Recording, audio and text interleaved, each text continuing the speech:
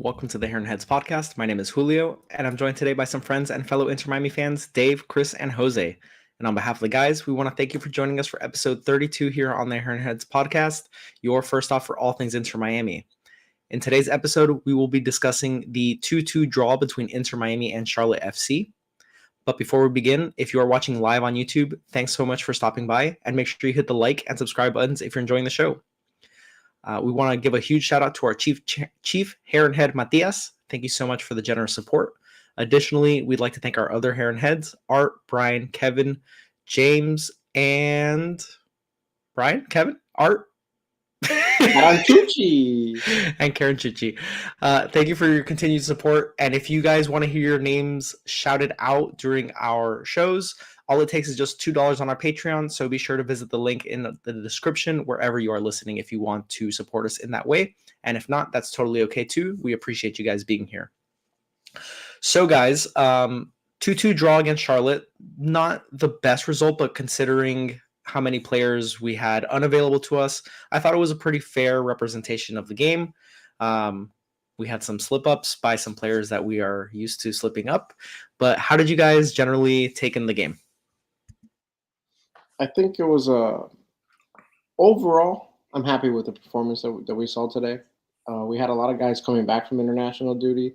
Kamal Miller, I mean, the fact that he was starting today and played the whole game is really impressive considering he came back from Japan to start this match, and he played the entire match. So that was impressive. Again, and you mentioned it, the same individual that keeps having his lapses in quality is Noah Allen. I'm really getting tired of beating the dead horse here, but he continues to make mistakes that affect this team. If this was a match that we had Jordi Alba from the start, we're looking at a 3-4-0 game. So it's disappointing. I said I wanted to see a little something from Noah Allen to say, okay, here he is. We're going to hang our hat on this moving forward into next season. We didn't see it again tonight, but we did see some of the pieces that haven't played much be key contributors in this game. I'm talking about Robbie Robinson and Nicolas Stefanelli. So those are the two goal scorers. And Campana, who got involved, he missed a lot of shots, but I gave him a little bit of leeway because they weren't easy shots. But he did get involved, and he had a very, very nice cross for the assist to have the equalizer. So, all in all, I'm okay. I'm happy with the performance of the players that we did get to see, except for Noah. Yeah, I actually thought the game was pretty fun. My prediction was a 3-1 loss, so I wasn't expecting much from this match. But a lot more players played than we expected, honestly. So it made it a little bit more interesting. Our whole back line, the defensive line, was playing. I thought we were going to for sure be missing at least one or two of them, but it was a pleasant surprise. But yeah, it was a fun game. 2-2 tie with the personnel that we tried out there was actually not that bad. So I enjoyed it. We saw a lot of nice play, like David said, from some young guys like Robbie Robinson had a great game. The commenter that we just put up actually said it, and David mentioned it.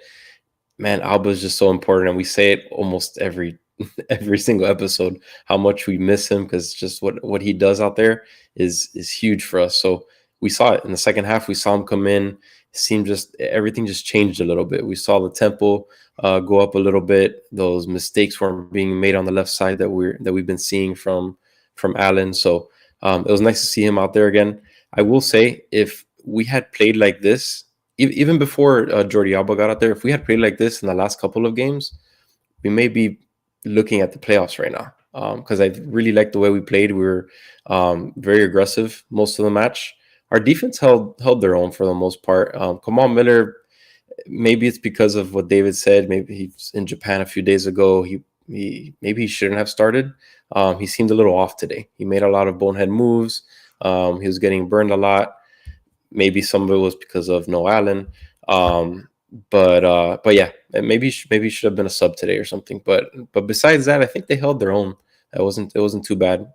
Charlotte isn't a world beater in the attack, but still, I think they did all right. But overall, it was a good game. I enjoyed it. A great game. Yeah, I was definitely pleasantly surprised. I think going into this, we all thought it was going to be a bloodbath.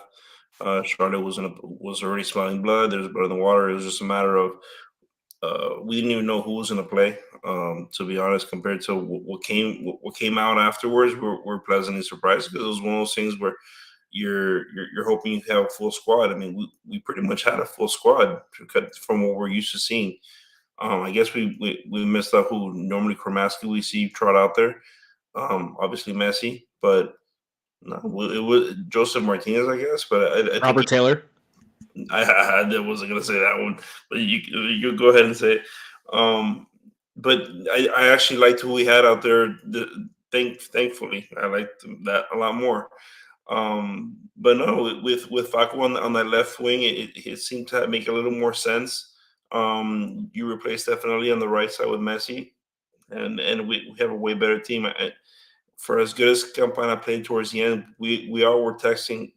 We were calling him Cantapana, right? Right, David. That was yours. That was yours. I'm not gonna take it, but I took it. So it's just it was great to see him bounce back. But leading up to that, leading to the end, there we were like, man, this guy can't hit him, can't hit this out of a barn.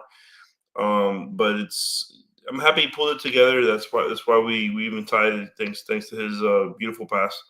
But no, I mean, listen, we had 2.15 xg. We should have won. Bottom line, they had 0.68 xg. We had 2.15. Did you guys know that? No. 57% possession. That's what we're looking for. That's what we're looking for with this team. It's we had this game won. That's the shame of it, because it's like Chris says. If we would have played the way we played today in the other games, now it could also be guys that we had a week and a half rest. Most of the guys, maybe we needed that,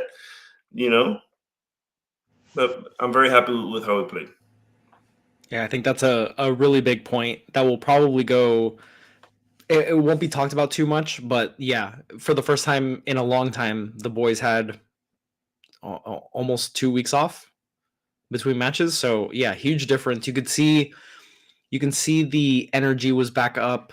A lot of really nice pressing, and really Charlotte only looked dangerous on counters, and that's how they caught us on both goals. Really, the first one was kind of like out of nothing, but the second one, I mean, it was a quick counter. Noah Allen got absolutely annihilated on the side, and another cross that just went all the way to the back post that found the Charlotte player. But yeah, the energy was really good by the players. I was very happy with some of the performances. We saw some players that we haven't seen in a long time. We saw Gregory come back and make a start. He got a really nice reception from the crowd, by the way. Stefanelli played okay. I thought he played pretty well. And Robbie Robinson came on and actually made an impact on this game and left his footprints all over it. I mean, we are talking about a draw mostly because of him. Otherwise, this had all the signs of kind of just a sputtering little loss at the end that just went out with a whimper. So really nice, really good performance, I thought, from Inter Miami, going down twice in this match and coming back both times and looking really dangerous immediately after both goals. We were unlucky after the first one not to have scored 2 chances immediately afterwards. It might have been the second goal, actually. We had really good chances, really dangerous chances that either the goalkeeper made a good save or we were unable to get a final shot on target. But yeah, I mean, overall, I'm pretty happy with the performance.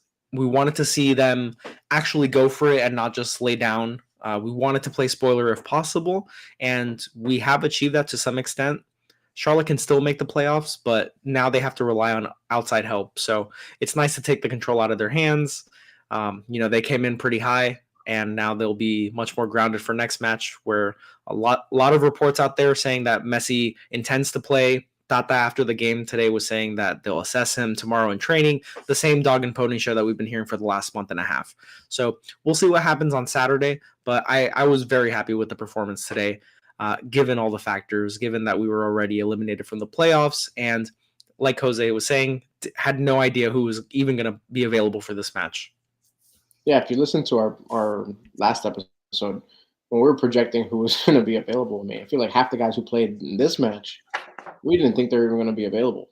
So the fact that we were able to field the team that we did, it was definitely a positive thing for the viewer, because I know some people were worried that this might have been a rough watch, but yeah, and I just have to I want to get into it. I want to talk about one opportunity that just like made me want to pop my eyeballs out, was when we had Gomez just running for it, and it was like what, a 3-on-1 it looked like. He had Farias to his left, and I think it was Campana to his right, and I think he wanted to do like a through ball, and he just got nothing on the ball. And instead of being a really, really good dangerous chance, it was an instant turnover.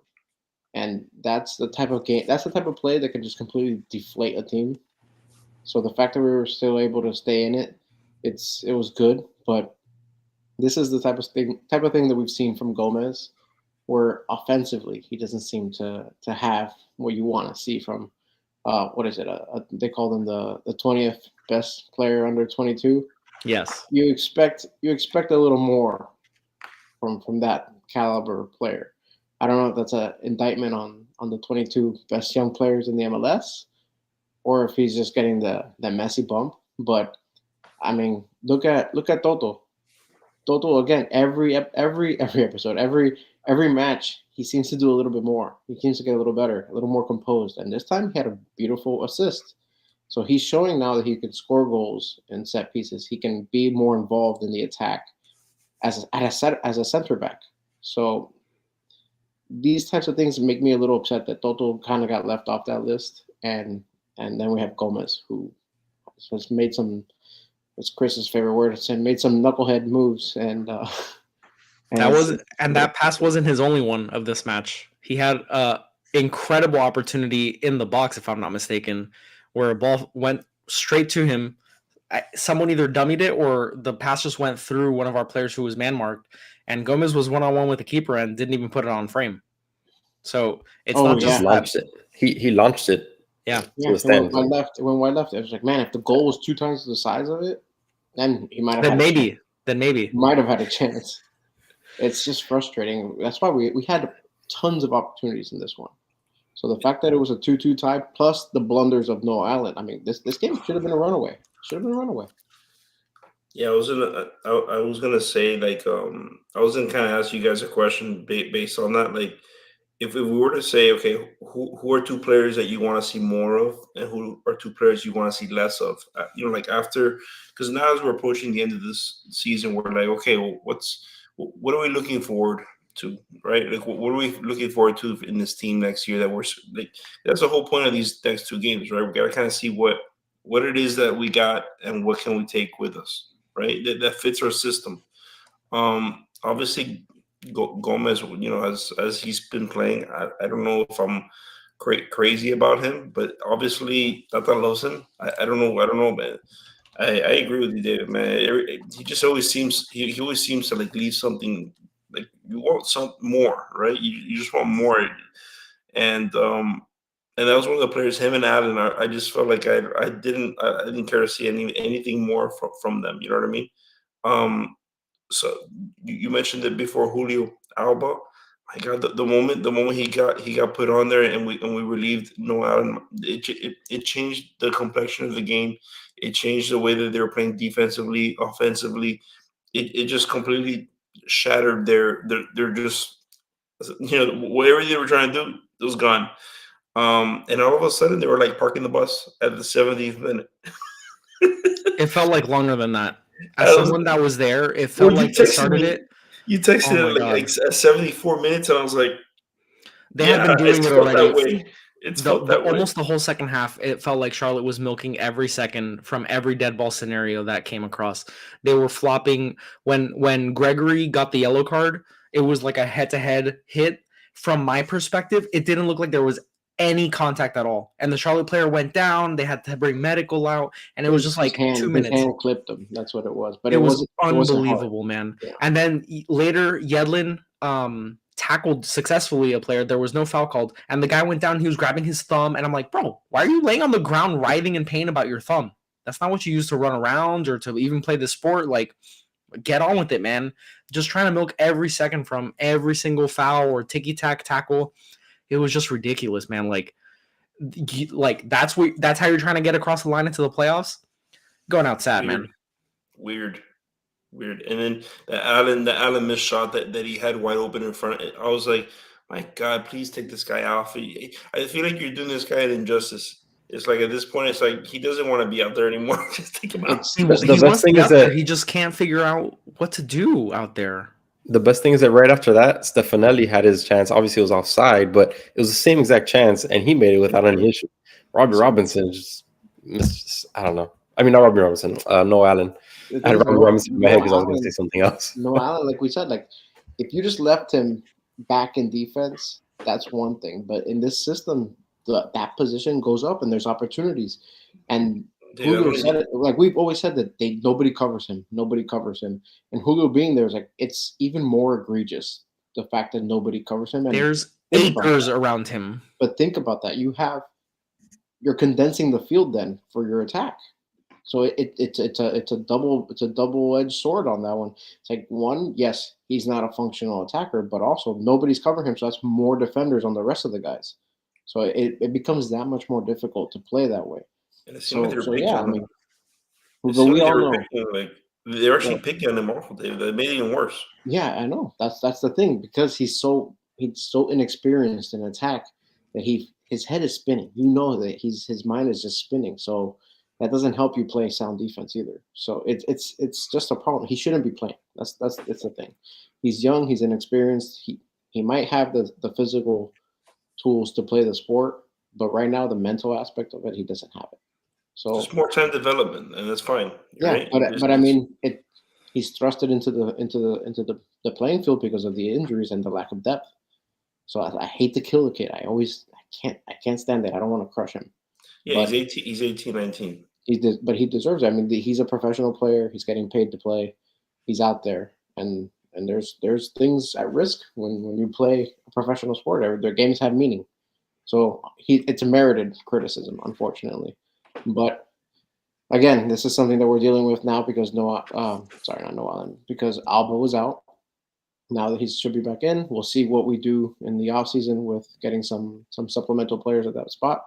But this isn't something that we should expect to be an issue next season and moving forward. It's just something that we might have to suffer through one more match, hopefully, and then that's the end of that. I'm not calling for him to get cut or anything. It's just no. It's just we need people in. Like he should be an Ian Frey type player that we just hear. We know his name, but we don't ever see him. We just wish him happy birthday all the time. Exactly. Too much people. That's the biggest difference between Allen and Alba, honestly, is the experience. It like the second Alba comes on, he's not a huge defender or athlete by any stretch, but you can just tell immediately how he uses his body to position himself when there's like lofted passes to the person that he's covering, and he just like nudges someone right before they jump, and it just gets them out of position so that Alba can sort of retrieve the ball. And just understanding the awareness, like Alba is able to slow the game down so much more. Allen, everything is like herky-jerky, want to speed things up, don't really know where to go, going to overrun over here, going to overrun over there, get totally smoked on the way back. And Alba is just able to calm everything down, understands when to pick and choose his spots, and you can tell his veteran leadership when he's commanding people to move around the pitch from the left back position. Like, you don't see that very often. You see a lot of midfielders. You see Busquets doing it a lot and pointing and go here and go there. I mean, in this match, Alba comes on and within 2 minutes of the game is yelling at Campana for not running closer to the front post when Alba hits a cross in. And he's like, Campana, like, you need to get your ass and come get the pass. Don't wait for it. Come get it. And that, like, Allen's never going to do that. Not right now. Not for maybe 3, 4, 5, 6 years. When he gets more experience, gets more comfortable in that position. And right now he needs to learn. Obviously, he needs to get some experience playing, but it's tough. Right now, like you said, Dave, in this system, we need our wingbacks to be involved in the attack. And that's a very difficult ask for Allen, who, I mean, he's just the skills are not where they need to be to really make this a functioning tactic for us. And you saw that, by the way, that leadership component that you're talking about. You saw that with a few players today, which was nice to see. It was pleasant. You saw Gregory do that multiple times in the game. You always see Sergio doing that. You always see him pointing at one side of the field, saying, "Here, pass it over here, pass it over there." Alba doing it as well. Today, I saw a little bit of Yellen doing it as well. It's great because when you're surrounded by a lot of young players, they need that guidance. So it was great to see them, saying, "Hey, let's pick these guys up a little bit." So it was good. It's a good blend that we have.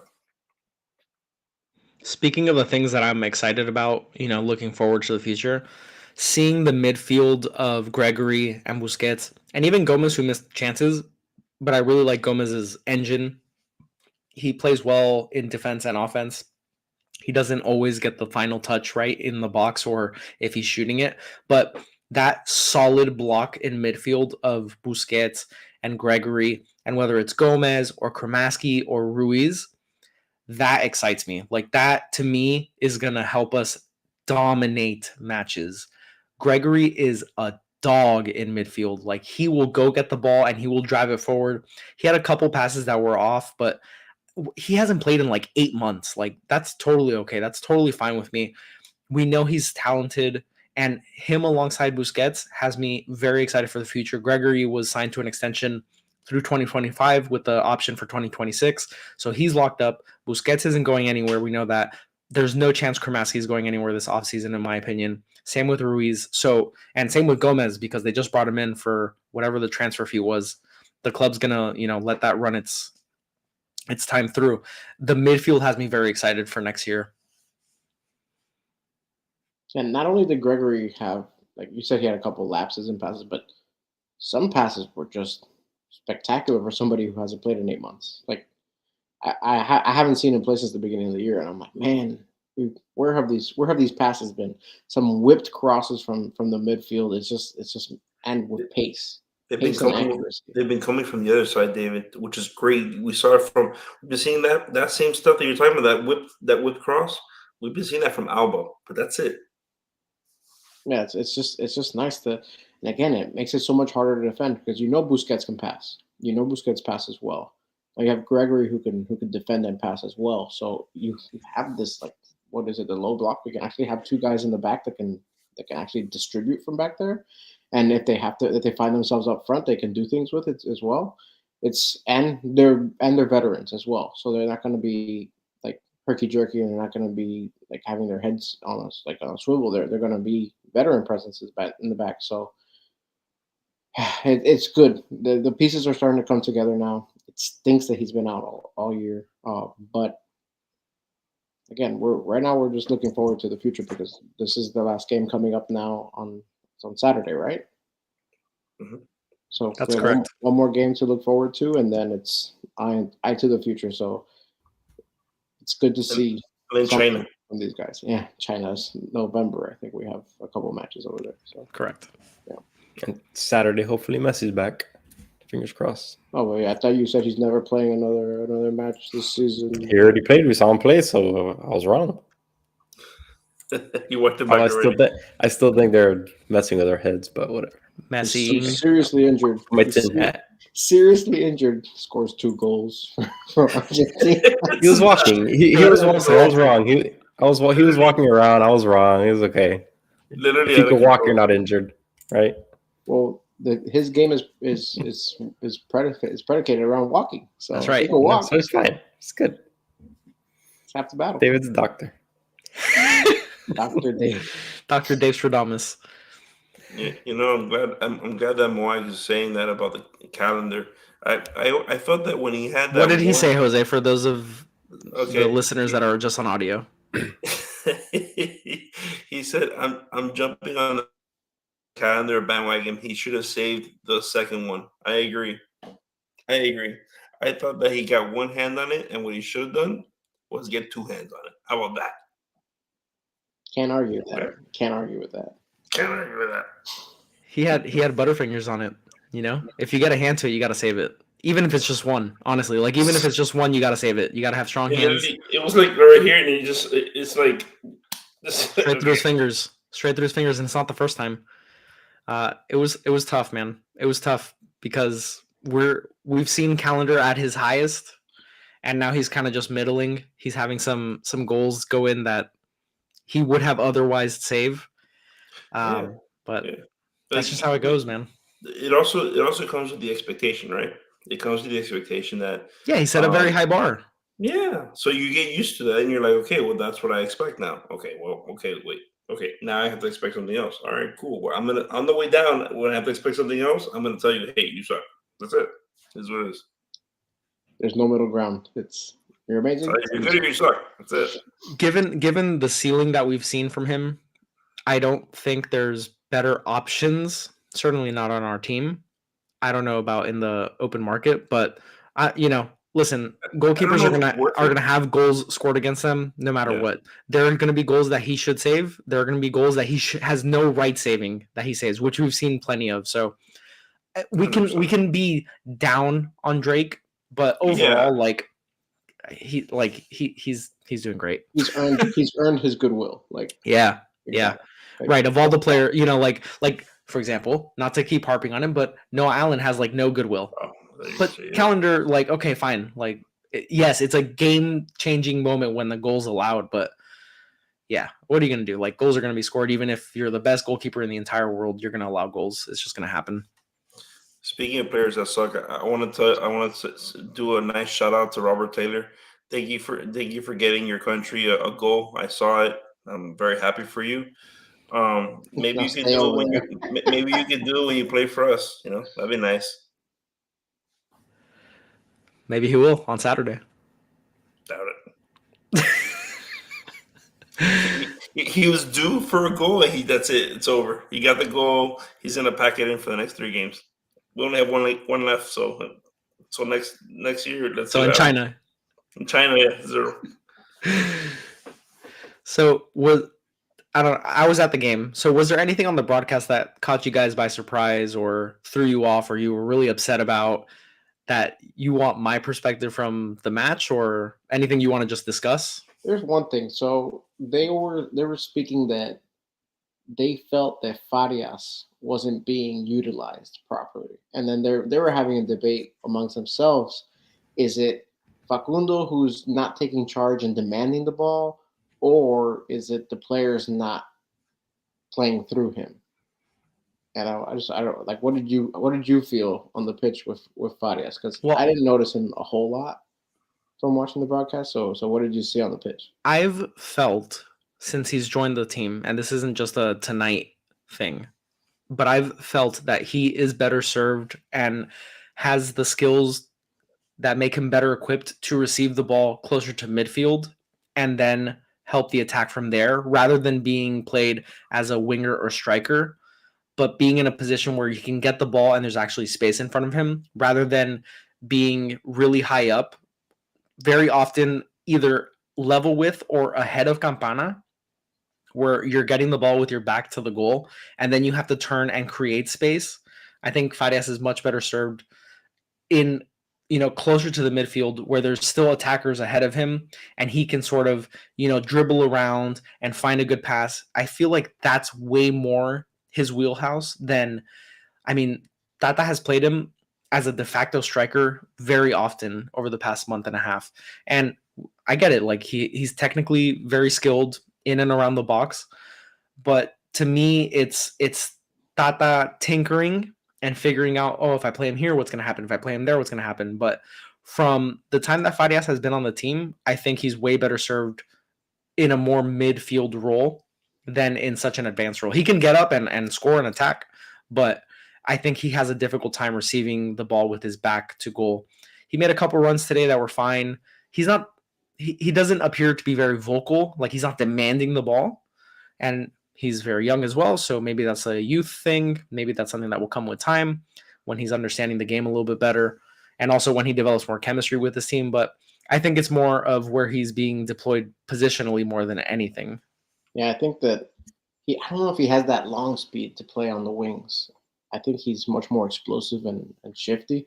And of course, that works better down the middle of the pitch when you're going against some guys who are a little more bulky and not as fleet of foot.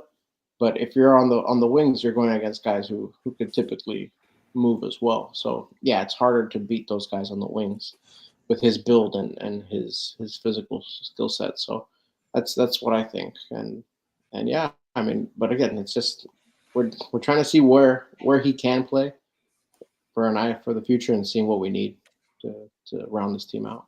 To me, it's very similar to Kramaski. Like Kramaski plays really well in the midfield when he's able to run into channels and receive the ball and then make a pass that ends in a scoring opportunity.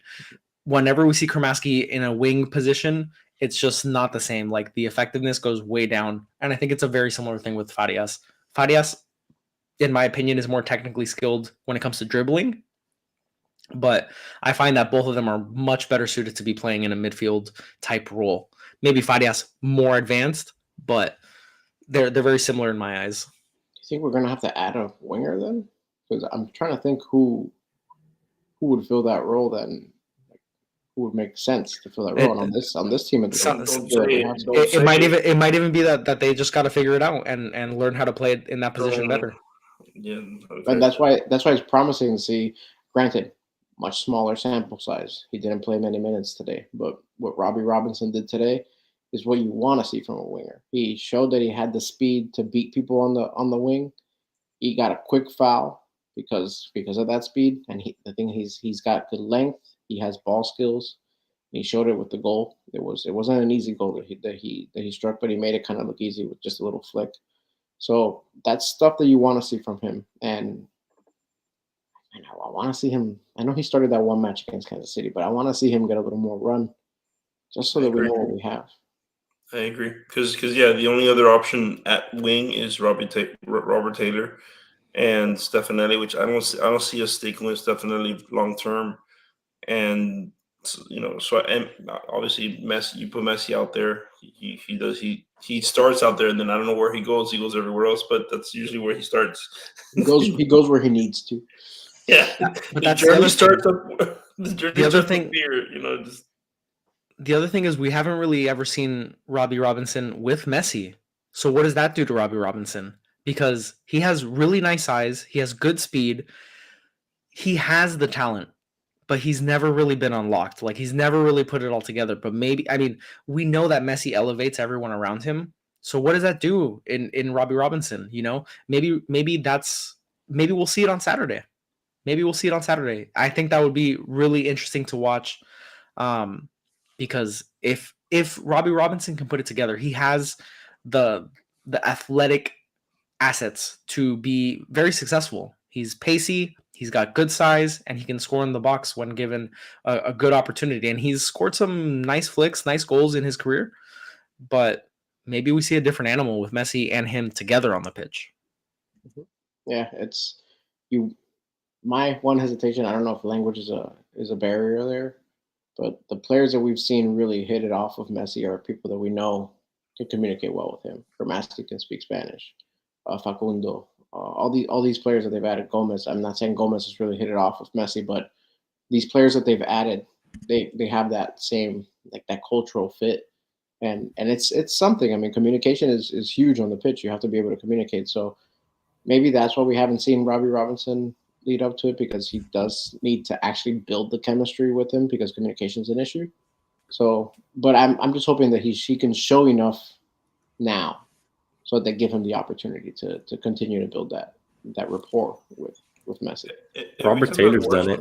He doesn't speak Spanish. Robert Taylor, he's European. They speak all sorts of languages. I wouldn't be surprised if he drops a perfect Castilian Spanish. He's also a bit more of a finished product than Robbie Robinson.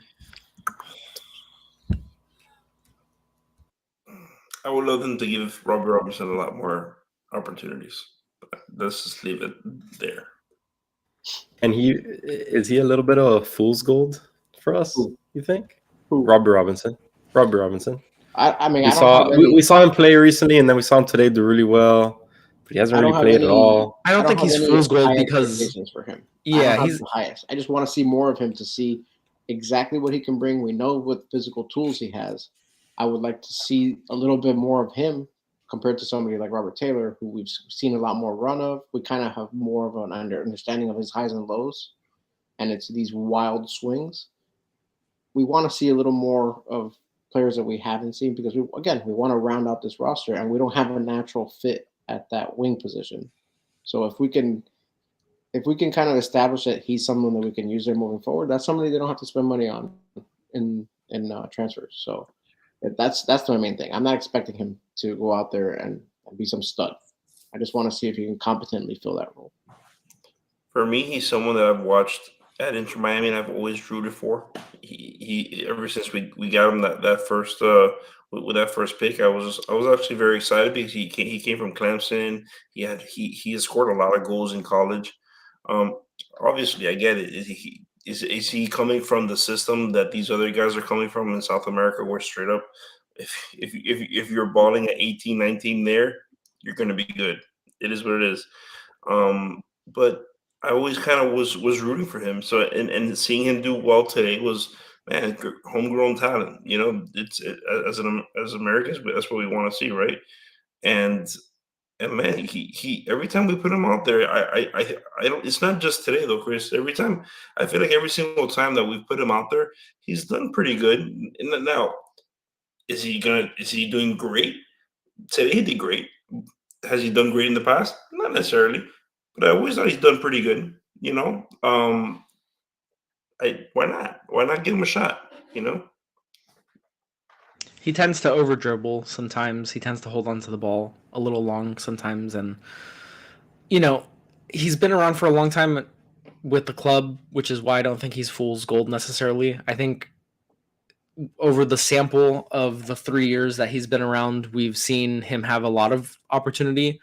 Lately, he hasn't had a lot of opportunity. So when he has come on, it has looked better. And maybe he is just better served in sort of like you would say in basketball, like a sixth man, right? Like someone that comes off the bench, gives a little bit of a spark, just like today. Like he came off the bench, immediately draws a foul, immediately looks dangerous. And that's a valuable role. Like that it's called super sub for a reason. Like you need subs that come on and make an impact, not just a mannequin that's going to stand out there. You don't need a traffic cone to bring on. You need someone that can actually contribute when you bring them on. So I know we joke about Robert Taylor, but like Robert Taylor can be effective as a starter and Robbie Robinson can be effective as a sub, or vice versa, right? Like they give you dynamic playmaking ability. And if you just use them in spurts rather than relying on them for 90 minutes at a time, you can maybe get the best out of both of them or whoever's in that position, right? Like it doesn't always have to be, I need someone that can be there for 90 minutes. You don't want someone that you know you're going to have to take off after 45, but it's good to have options. And if Robbie Robinson can become an option, if it's just more consistent than what we've seen in the past, then hey, I'll absolutely take that. I'll absolutely sign up for it. Just like you, Jose, like you get someone with the first pick, you're rooting for them. Like you're rooting for that to pay off because you don't want them to be a bust. Like you, as fans of the club, you would never want that. So absolutely, I hope we get to see him on Saturday. I hope we get to see him with like the full outfit of supporting cast around him to see what it means, right? Because he's never been deployed in Tata's system with all the pieces around. So what does that mean for his game? What does that show us in his game? And like I said, maybe we'll get to see it Saturday, and hopefully we do. That way we don't make any rash decisions during the offseason. The other plus side he brings to Julio, you mentioned earlier, is his size. It's something that we're lacking, right? That's why we never do any corner kicks. We always just pass it off, which annoys the hell out of me. I think, did we even take one today? I think we passed all of them off. No, I know we had. I just think we just passed all of them off. But the size, he's 6'1". He's a big dude. So it brings that other element that we really, truly need for those kind of set pieces. So that's just another fun factor that we have to take a look at when you're thinking about him as well. Yeah, and especially Dave was mentioning earlier, Gregory being able to cross the ball, and it's just developing different angles of attack, right? So now we have, let's say Campana. Let's just go with the assumption that Campana is going to be the starter. It doesn't matter. Luis Suarez, whoever, right? We have a big striker in attack. We have a big winger. Like there's just more angles of attack. There's more aerial space that you can occupy. There's just more options that when teams inevitably come out and employ a low block against us, we're going to have a multitude of answers rather than just trying to pass around, and try to find a incisive pass through the middle. That's really going to come in such few and far between instances. So yeah, I totally agree with you. His size is one of his better attributes when you combine it with the speed that he also possesses. So the more we can see of him and get an opportunity to prove his worth, I think the better. Right now, we're playing with borrowed time because it doesn't matter. Like this game and the next game, as far as Inter Miami's chances for this season, doesn't mean a thing. So it's good to see these players. It's good to see Gregory back playing with Busquets. It's good to see Robbie Robinson playing with some of the first team, if you will. And, hopefully we just continue to see more of it, not just in the Saturday match against Charlotte, but for these friendlies that have already been scheduled in November and February.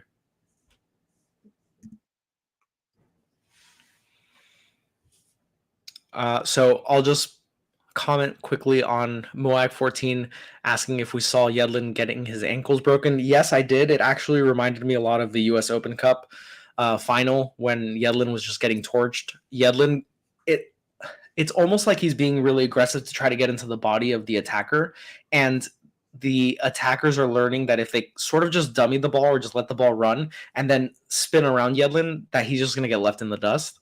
And it's a little bit worrisome because, like we talked about after the US Open Cup final, Yedlin is used to being able to catch up to anyone that passes him. He's not catching up as easily to these guys anymore. And it's a little bit worrisome. But overall, I thought Yedlin had a fine game. He's very serviceable, right? Like he's very serviceable. You know he's gonna allow some things in defense, and he's gonna bring above average play in the offense. So it is what it is. He's gonna get his ankles broken every now and then. It wasn't as egregious as Noah Allen on the opposite side, and we'll see if the wingback positions are addressed in the offseason. I think both sides need to be addressed, whether it's finding someone to supplant Yedlin or just adding depth behind him so that he's not playing 90 minutes every single match when we're playing multiple matches a week, especially. And someone to help out in depth with Alba, because he's had a lot of minutes this year. Certainly. Yeah. Especially the way we're playing them, that they're so active. These guys are running up and down the pitch probably more than anybody else on the field. So these are guys that are going to need not just minutes off during a match, but maybe they have days off where they're just having somebody just sub them out for the entire day. They can't be playing every single match like that. It's not sustainable. I mean, look at Alba. It didn't work. The fact that we had Yedlin for as long as we did, it's something short of a miracle. He's had some knocks as well. So, I mean, it's just we have to find pieces. I mean, but that's something that we're definitely going to talk about real soon. There's only one match left, so like we don't want to dive into it too much right now because that is such a huge topic of conversation, and we do have some things that we can still talk about now while we're still in the season. But trust us that it's in the back of our minds. It's at the front of our minds. We're really excited about pieces that we can add. But yeah, I mean, soon. Yeah, lots of fun and exciting topics to discuss regarding Inter Miami. So even though the season is coming to a close, we have lots of interesting topics that we will be discussing at length. We've mentioned before, maybe doing some live Q&As, discussing the transfer market, some of these documentaries that have been coming out about Inter Miami and specifically some of the players within there. So there will be a lot of stuff coming out. We will be releasing a preview for the Saturday Charlotte match probably in the next 24 to 36 hours. So stay tuned for that. Make sure you have the notifications turned on wherever you're listening. And we didn't get a win tonight, but I feel pretty good about the draw that we had against Charlotte. 2-2 was the final score. And with that, I think we're going to wrap for tonight, guys. So thank you for everyone that joined in the chat. We appreciate you greatly. For those of you listening elsewhere or listening after the fact, appreciate you for sticking around for so long. And as always, thanks for tuning into the Heron Heads, your first stop for all things Inter Miami, and we'll catch you on the next one.